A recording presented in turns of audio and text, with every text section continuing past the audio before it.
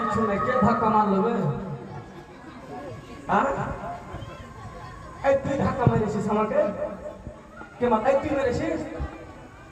এই ছুরা মেরেছে মনে হয় আমাকে। আবে ধাক্কা কেন মারবি? আরে বেয়াদব!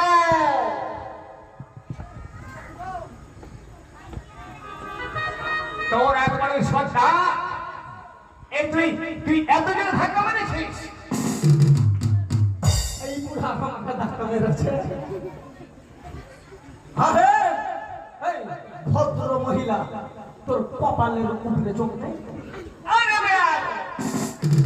ভদ্র মহিলা নয় আমি, এই বুড়ো হয়েছি, ভালো করে দেখতে পাই না, তাই তুই এত জোরে ধাক্কা মারলি? তুই আমাকে ধাক্কা মারলি?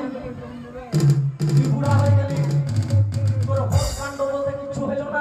একটা বাচ্চা ছেলে পেয়ে তুই রাস্তার মধ্যে ধাক্কা মেরে দিলি।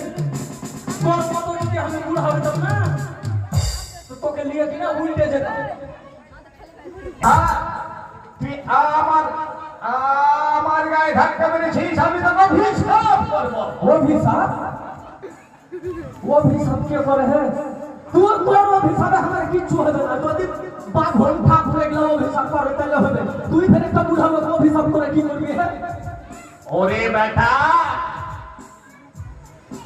এই 44 কলম জোচ্চাই বানাই, এই তেলিপাড়া, দেওনাপুর, সুজাপুরে আমাকে কে না চেনে যে আমি ব্রাহ্মণী রে বেটা? না, 44 কলম সুজাপুরে সবাই চিনে। আপনি নাকি তারাপদ মণ্ডল?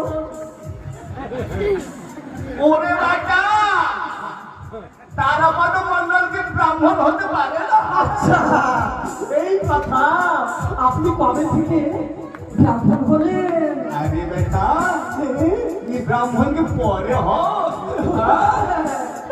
এটা মণ্ডল ব্রাহ্মণ, মণ্ডল ব্রাহ্মণ। আচ্ছা আপনি ব্রাহ্মণ? আমি ব্রাহ্মণ।